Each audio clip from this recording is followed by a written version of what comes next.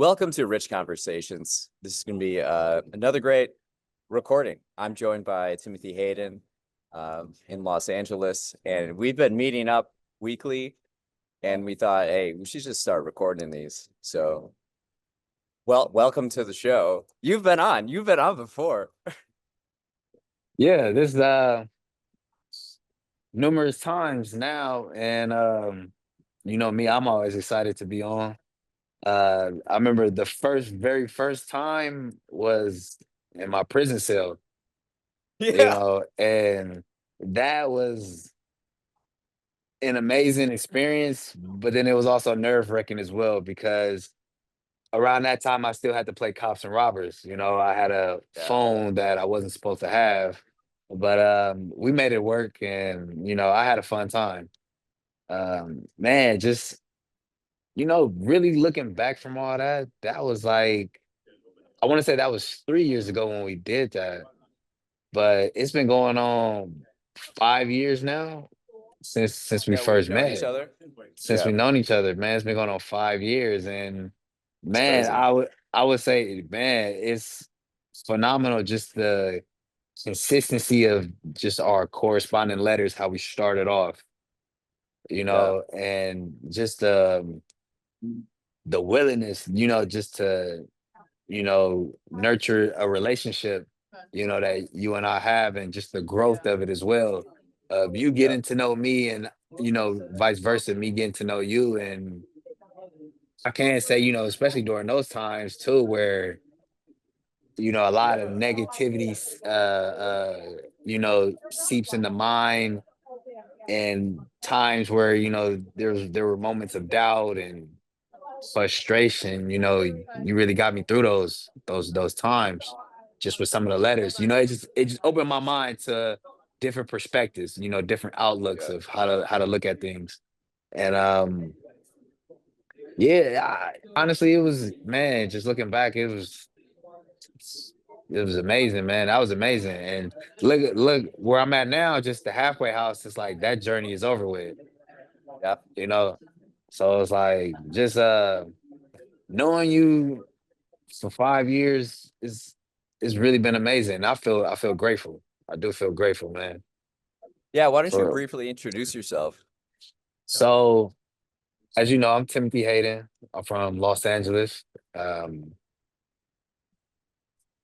I was previously incarcerated for almost 9 years. So this is where um, I got to know Rich due to my incarceration. Um, I went to prison for armed robbery. And, at a young age, I was just directionless, um, greedy in a way, and impatient. And I didn't really know what I wanted for myself back then, and I hung around with the wrong people. So, and that led me to, wanting to commit a robbery. Um, Being in prison, I went through a lot of adversity, but then that's where I found myself. So I can't say that I found myself being in prison, going into the hole, as they call it, where it's total solitary confinement, total solitude. I mean, 23 hours in a cell every day. And that right there can it can break a lot of people, just on a not even just on a physical level, but mental, spiritual, emotional. And it's crazy. I never told you about this. So every day I'm killing cockroaches this big, and Okay. I'm keeping rats out of my cell. And I ain't gonna lie about me, like I'm terrified of rats. I don't know. Since a kid, I just don't like rats. Like Yeah, I they saw a get dead rat in the alleyway yesterday. yeah, that It gives me was the so chills. ugly. These long claws and Yeah, this like like this tail, this naked tail. It was it, ugly. it gives me the chills. That just gives. I was like, I can't stand rats. Um, but I realized too that, okay, so like I said before, like I was directionless, right, in life, and I squandered a lot of opportunities that I had. But I told somebody this one time when I was in prison. I felt like coming here was a blessing in disguise because I was able to really discover who I am as a person, and I was able to find an identity or to come up with a personal identity for myself of this is who I want to be. So I felt like that right there really, some people used to say in prison, like, oh, this saved my life. And it did in a physical way too, because a lot of my closest friends was getting killed as soon as I came in. Like, they were going to parties and there were shootings at parties, and some of them didn't make it, or they were just hanging out in the car and another car drives by and just shoots at the car. And everything that I was doing, you know, it happened to a lot of close friends once I came to prison. So in a way that saved me, but it also just saved me from myself because I would say since high school, I was just always going on a downhill spiral. Everything I was doing was just like it was just negativity. Growing up in LA, it's just a lot of certain neighborhoods, you get into fights, schools that you go to, you get into fights. I've been kicked out of two schools, two high schools, one for starting a riot, and just another one, yeah, just another one for like as the dean says, being an entrepreneur, having so much money and trying to start fights with people, or just anytime somebody says their stuff was coming up missing, I'm the person to get blamed for it, me and my circle of friends. And yeah, so it's like I was just on a downhill spiral. Even like my last 2 years of high school, I was on the verge of not graduating, and I was, close to getting some female pregnant. And yeah, it was just I just didn't have no direction. I didn't have no goals set for myself. I was really that type of kid. So going to prison, I say that it saved me from myself because now I was able to look at things from a sober mind and really ask myself, what is it that I want in life? Like, what do I truly want in life? Like, what do I truly want to be?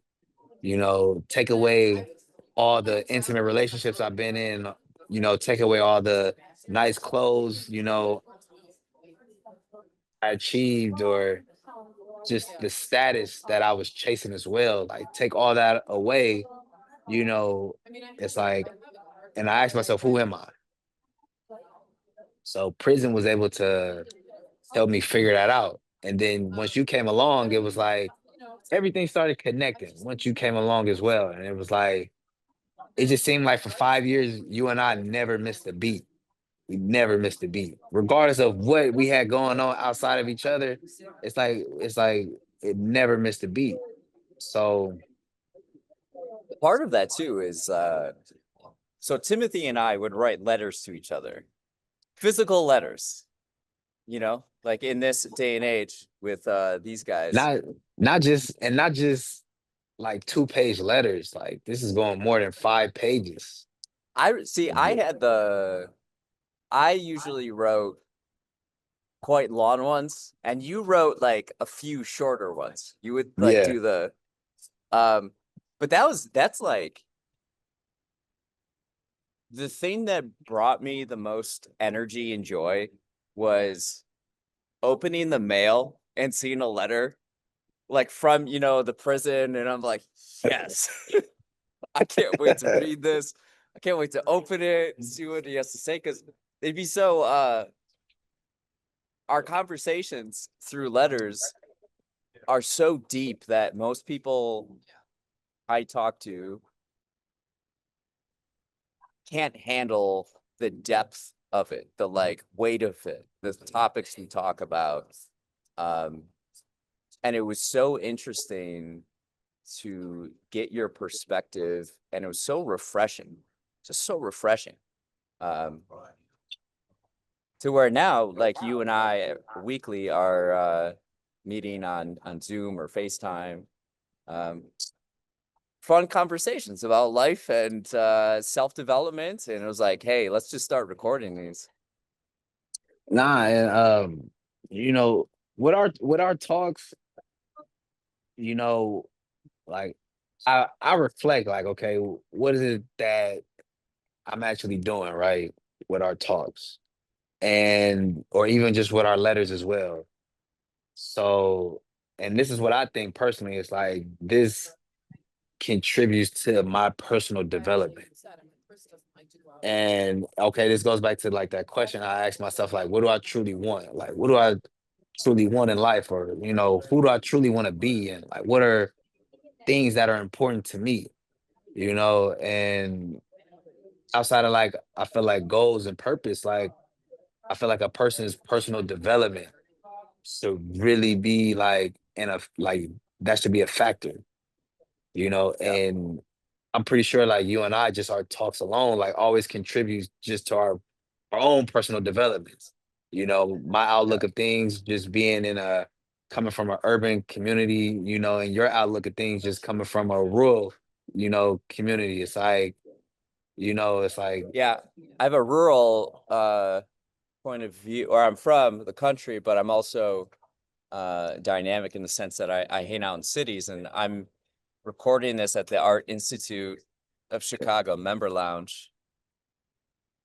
So this weekend I was in Chicago. I've been in Chicago.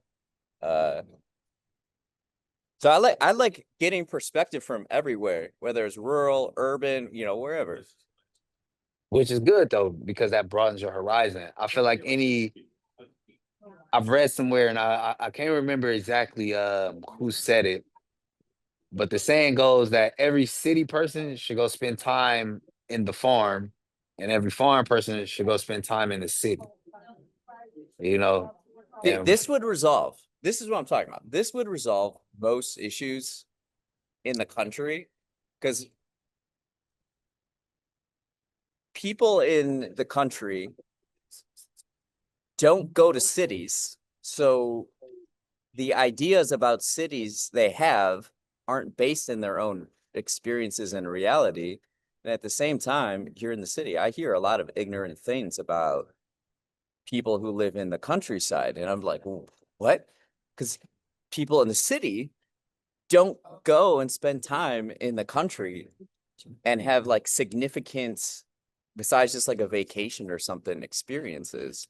Um, when people talk together, that's when more problems get solved. yeah, it's like you say, like the ignorance part, and I believe like that ignorance is just stemming from your beliefs is being challenged, and you're not trying to open your mind to accepting or just hearing out other perspectives, other beliefs that are from your own.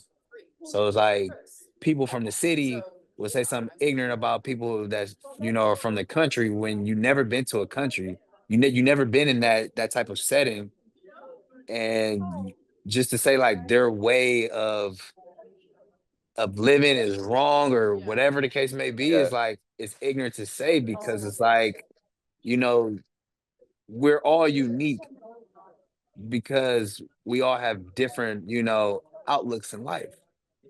That's what makes us unique as humans. I Yeah. personally feel like that. um and then also too, is I guess it's just the ego. A lot of us we associate like the ego is so Yeah, you brought up powerful. ego before we recorded. Yeah. Yeah, nah, it's like it's so its ego is so powerful and it's so destructive. And just in my group earlier, we was talking about the ego. I met people who, they can't handle a rejection. And okay, so our instructor asked, like, why is it that a person cannot handle a rejection? And I feel like it has to be like the ego. Like, if I believe that Yeah. I'm this type of person, you know, in reality, I'm not. But in my head, I live in this altered reality where it's like I can have anything I want. You know, I should be entitled to anything that I desire.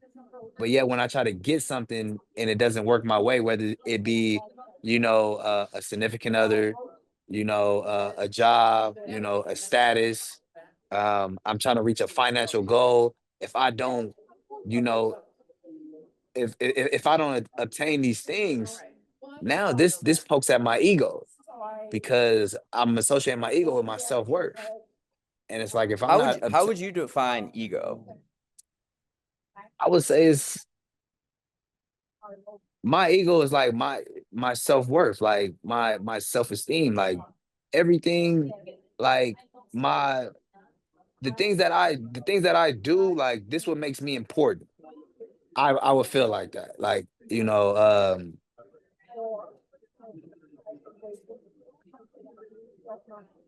like okay, if reputation, let's just say that Okay. reputation. So if I'm known for a person that is I'm athletic, if I'm always the person that's winning races and I'm this fast individual, but yet now if I lose a race, it's like I'm not that person then. I'm not the fastest person. My reputation has always been like I'm the fastest kid. I'm the fastest kid on my team. I'm the fastest kid, amongst my peers. But yet now here comes somebody else and they run faster than me or something like that. Well, I'm not that person that I think I am now. So now then that's poking at my self-worth because now I don't feel worthy enough to be around my peers. I don't feel worthy enough to walk around in life and still be this fast individual because somebody has proven that they're faster than me. What's the difference between ego and identity?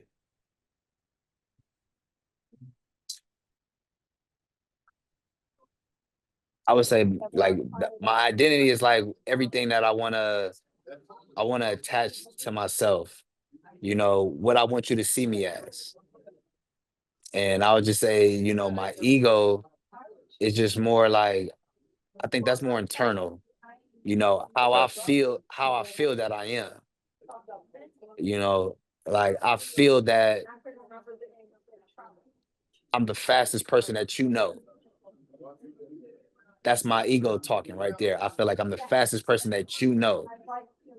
But with my identity, it's like I want you to see me as, yeah, he's a athletic person. He's a fast runner. He's um he's a chick magnet. He's always dressed well. He has all these materials. Like, this is Yeah. my identity. Like every day that you see me is like I'm always trying to be in this light. And this is what I want to, this is everything that I want to attach to my identity. Like, so if you talk to others, you be like, oh yeah, Tim is he's a very athletic person. He's very charismatic. He's very charming. He stays with, a lot of women. He's a kind person or whatever, anything Yeah. else that you might associate with. This is my identity right there. So identity is external and ego is internal, but it's Yep. very similar in In ways, it is. yeah. It's very similar, but you can say that one is external and one is internal. Like, But then you had mentioned previously about attaching self-worth. and I would associate the self-worth part with, and I guess that can go with both too, like ego and identity, because how you see me that contributes to my self-worth. How I want people to see me contributes to my self-worth.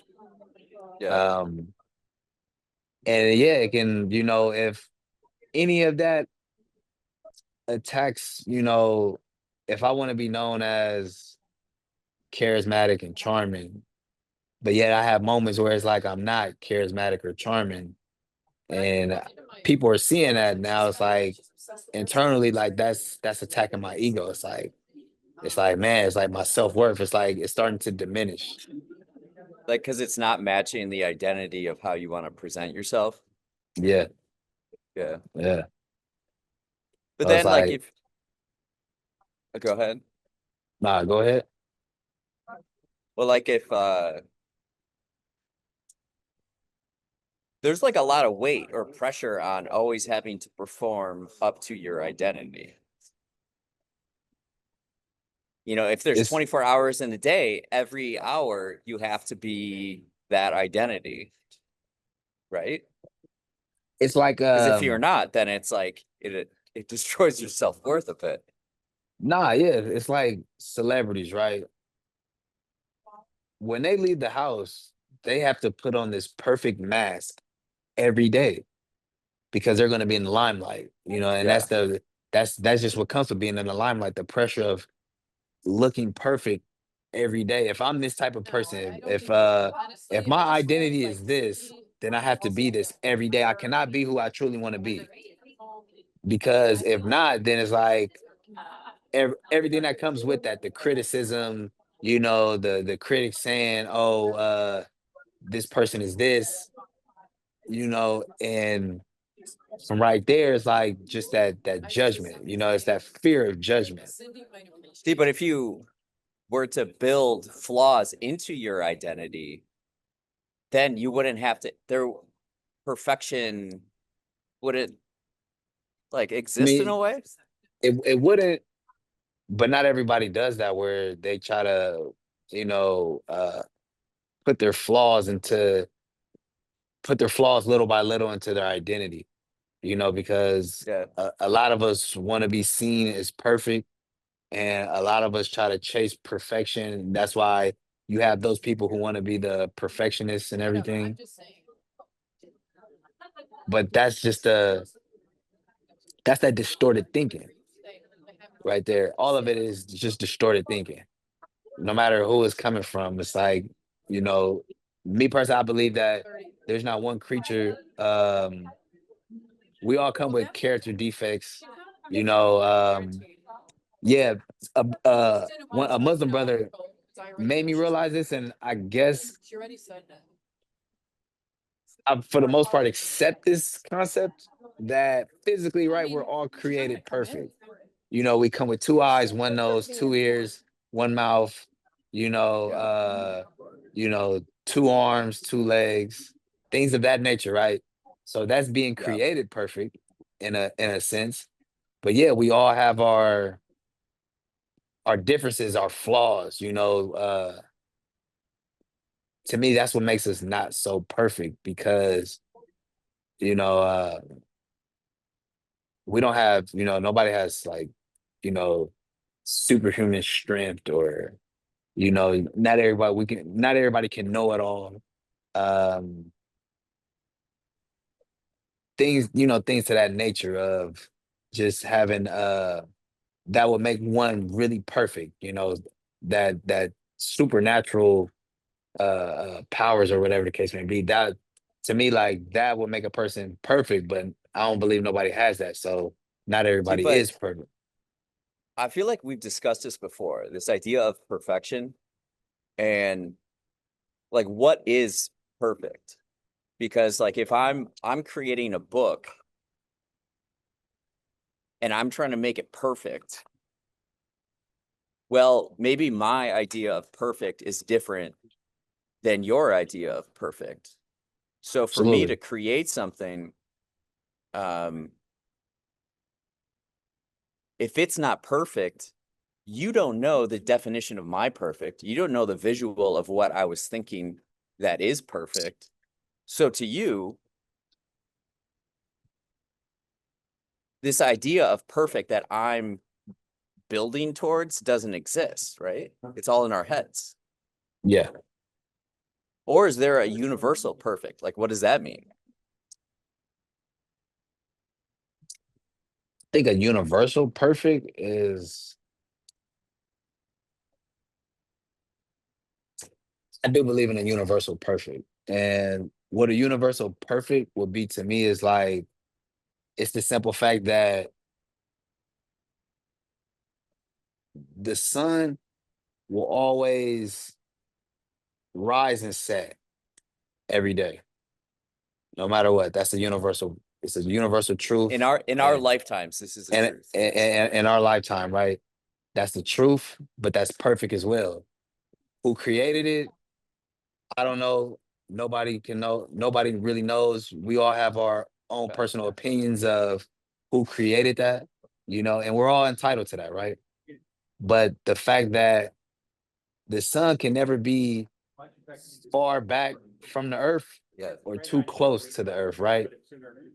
To me, like it's how it's aligned and just the Dude, distance of it. speaking of the sun, holy jeez. I was outside on 2 days ago. We're on my friend's rooftop smoking cigars for like an Uh, hour. And look how red I oh, you got. gotta say. Jeez. Look at this. Oh wow, it was This is like an sunburn. hour in the sun. Whoa, there Yeah. you go. Tank top 10. Yeah. But just Yeah. imagine, right? If the sun was just an inch closer to the earth, how hot it would be. Or let's just say if it was an inch Yeah. back, how colder it possibly could be, right? And the fact that it's perfectly at a good distance from the earth, right? Or the earth is at a good distance Yeah. from the sun. You know, to me, that's universal perfection right there. You know, the fact that, as they say, like the moon has a gravitational pull or you know, to cause waves or whatever the case may be, right? Or just to provide light during night or something like that, right?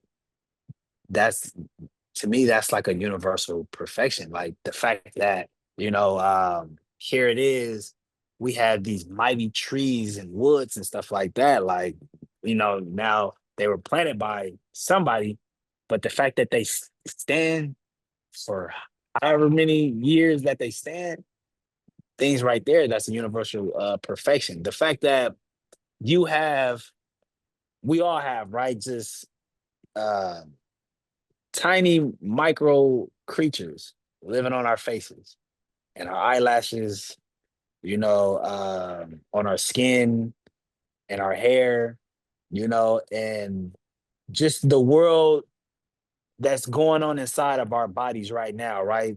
To fight off diseases, to fight off illnesses, to break down certain food and, to send everything to where it's supposed to go to its proper place, right?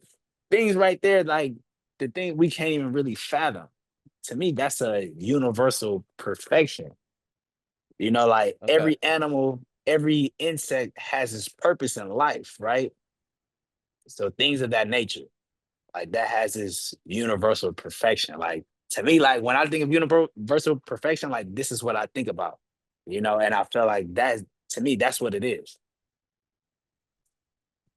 So if everything is part of the perfect,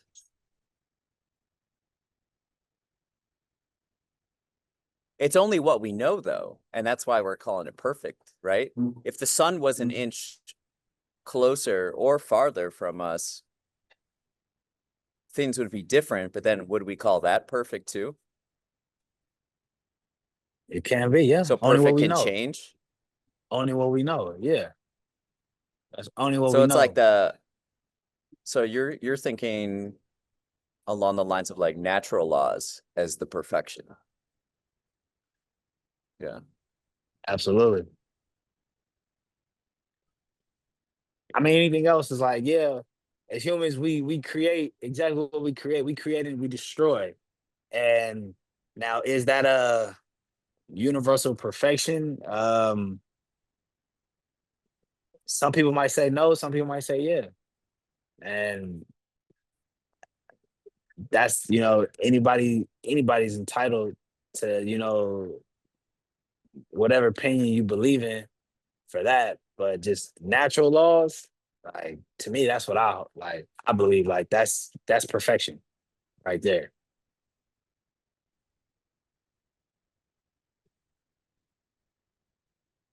So could that be measured? Like, is it math then? Essentially, like gravity. Is gravity Yeah, considered perfect because it's this universal thing? But we can do the math of gravity, right? Has that been done? It's been done, right? I believe so. That's what But like since you say physics. math, Physics is, right? yeah, it's science part of the, but you can I believe there's some math to it. But since we brought up math, right? And that's a perfection within itself. Like how like 2 plus 2 will always equal 4. Yeah. Just right there, like that's a perfection right there. And that Yeah. cannot be changed. It cannot be So what changed you're saying whatsoever. is math is sexy. In a way, in a way. It's hard, but yeah, for sure. For sure, for sure. Like a mathematician, like a hot mathematician. That's pretty cool. Like mathematician, like that's pretty cool. Like and I believe that to want to be associated with that, it's a lot of it's hard work. But I I did think a no. So I put together a book called The Radiant Notebook, and it's a quote from women throughout history. And one of them is from a mathematician. Is it Ada Lovelace? Have you heard of have you heard of her? mm-mm. Pull it up.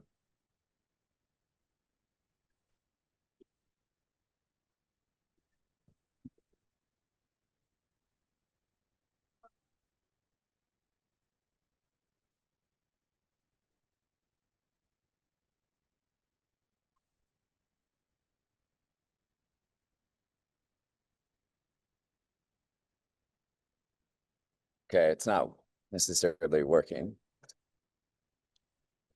I think it was Ada Lovelace. Ada Lovelace or Mary Curry, maybe. Mhm. And I thought about that and I was like, oh, that's hot.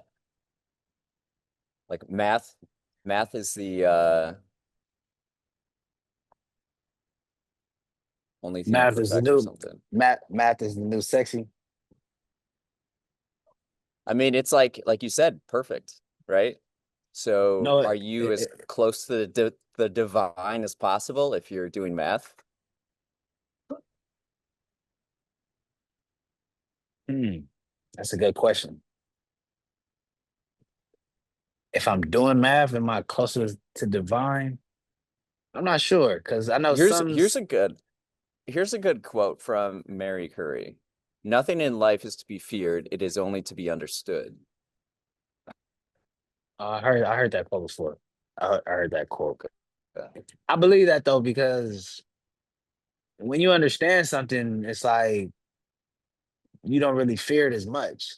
And I feel like a lot of us, we always had that fear because it's like we don't know what it is. Like it's that ignorance. So that it goes back to ignorance. What Yeah. we're talking about. It's like we have so many phobias to so many things because we never really took the time to understand it.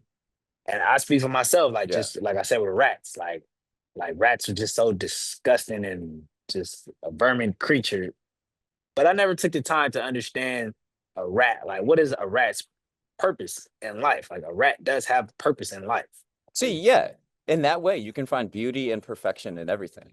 But yeah, on its it's like, surface, physical appearance, it's not universally perfect. So it's perfect and imperfect.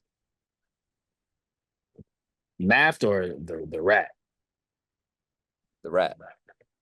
Nah, I would think the rat universally, like it has its perfection. Like the rat, like it's a creature, right? So all creatures have some type of purpose down here. And just like us, like nobody was just created for nothing, just for someone else's entertainment or whatever. So, and I feel like a rat contributes to our ecosystem in some type of way. We just don't understand what that is. Yeah. We could say that, they cause chaos, they come with diseases and stuff like that, but they were put down here for some reason. Yeah, totally. So when we look at it like that, like natural laws, you know, they're a part of perfection. Truthfully, they are a part of perfection. I keep trying to find this one. So that the cockroaches that you mentioned, do you see that as perfect? A cockroach? Yeah, a cockroach. Yeah. They've been here longer than us. And if Huh? yeah, it was I don't it's been years, but I watched this documentary. You know, they can survive nuclear bombs and all types of stuff. So it's like they're put down here. That's an incident that was put down here for a reason as well. Like what that reason is, who knows? But that's is a perfection. Like it's just us for not understanding it. Like for me personally, that don't understand a cockroach roll. It's like I look at that Yeah. as disgusting too. So what I'm gonna do? I'm gonna squash it. Like I'm gonna like get out of my face. Yeah. Like, and this is all I'm doing in the hole. Like it's just killing roaches.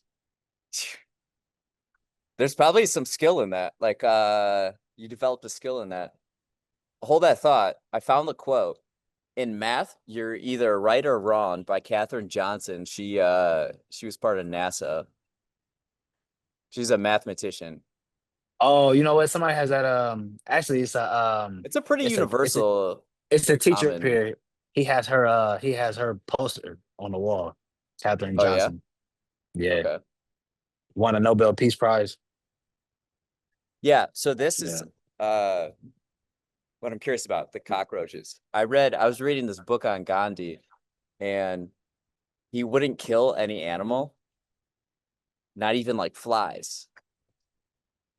And so one time I was recording a reflection session, and it's perfectly quiet except this big fly that's flying around. I can hear it.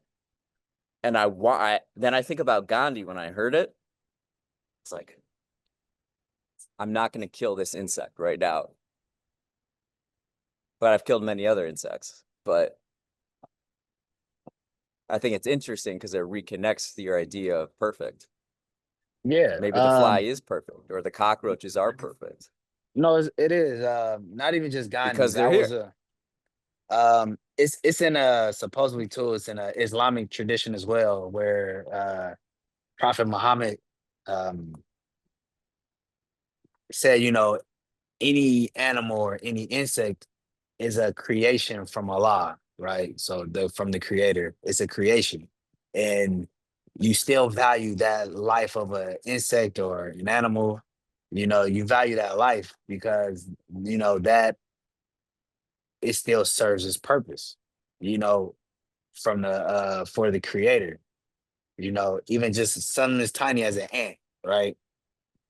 We see how if you really observe like an ant or ants in their colony, like their structure, you know, how they work as a team and Yeah. things like that. And every day, you know, they do the same, they do the same work every day, no days off, right? It's to go out and gather food and other resources that they need just to, you know, keep keep everything in order, you know, and right there, like just like that, that instant, that's perfection right there. How they can, you know, how they communicate. It's like how they really work as a team. Like they work better than us humans. Like, you know, we're so, I believe a Yeah. lot, most of us are so divided, but with ants, it's like they're so unified and to have that instilled into them, that trait, that's, you can't get no more perfect than that. So when you say that we're divided, what do you mean by that? Just opinions and ideologies and, you know, politics, religion, you know, social class, and goes back to the ego. I'm better than you, or you're better than me.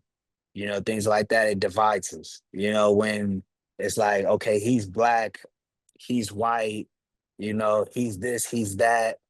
Um, at the end of the day, we're all one race, the human race. You know, now I'm pretty sure. Let's just say, if extraterrestrials was to come down, then you know all that color stuff wouldn't matter. Oh yeah, no, Yeah. forget that he's white, or forget that you know he's Jew, forget that he's black. You know, like we need to Yeah. come together now and figure out how to all survive because especially if it's the aliens, like you know, if you ever watched that movie Alien versus Predator, you know, where it's like they're putting things inside of you or something like that. It's like all that other race stuff that goes out the door. Social class that goes out the door. Well, I don't know, maybe Yeah. not social class because they probably feel like the lower class deserves to die, and let's just see if we can, we can maintain our survival. But things of Yeah. that, nah, they like we are like as humans, we're we are so divided, you know, and just even having like you have in other countries like a caste system and things like that, like that just divides Yeah. us. You know, Yeah. people believe that because they're not this ethnicity, like we're better than them or they're beneath us. It's like all to me, all that is just to me, it's just foolishness. You know, That's a good way to segue into um, mentioning that we're doing a book series together, and I think I like the title. I know I like the title Two Views, One Vision. That's what you were partial to last week. yeah, We've gone through a whole list of titles, um, and we're taking four different subjects: core values and beliefs, humanity and society, mind and consciousness, and the last one was self growth, something like that. Not necessarily in those yeah. orders, but yeah. Um, so we're doing that. Here's one of my questions. So you're ahead of me. Timothy has written very beautifully on a number of subjects. I have been behind a little bit, and I had this thought. I'm just going to run it by you. So Timothy and I went through different questions. We would have about like 25 questions, and we each answer like 7. So I have my 7 for this first one. What would be the difference between me sitting down and writing my responses for each one versus if I designed an AI model to scour the internet and absorb all the information that it has on me and what I've written already, and then AI come up with a response as me answering the questions?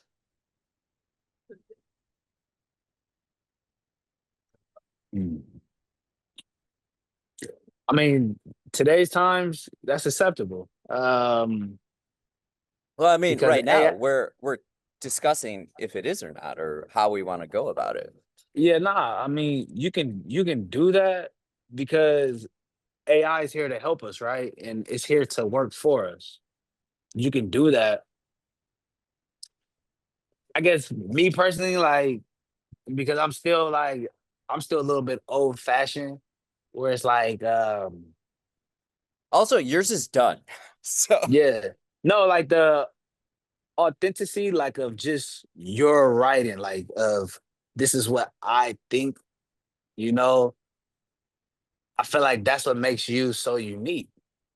And you putting that into paper is like, yeah, the AI yeah. can still sample just of things you've already written and things other people have written just around the world or on the internet, but the fact that it comes from you, that's what makes it. So okay, so sources. So the response should be a matter of source. So by me writing it, I like to do it in the morning when I'm clearest. That's when I would write Mhm. letters to you, is like, I'm gonna sit here and exert my full energy towards this right here in front of me. So the answers could be that source or the internet, which is like one source removed. It's like a one derivative, right?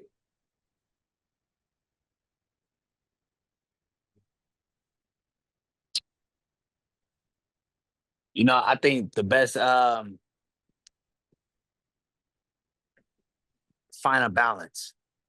Find a balance. God, that's I fair. feel like that's always because like it's your words, but yeah, you might want to add some sources to that to back your sayings up, and then that's where AI comes in at right there and helps. So it keeps things out of balance, Yeah.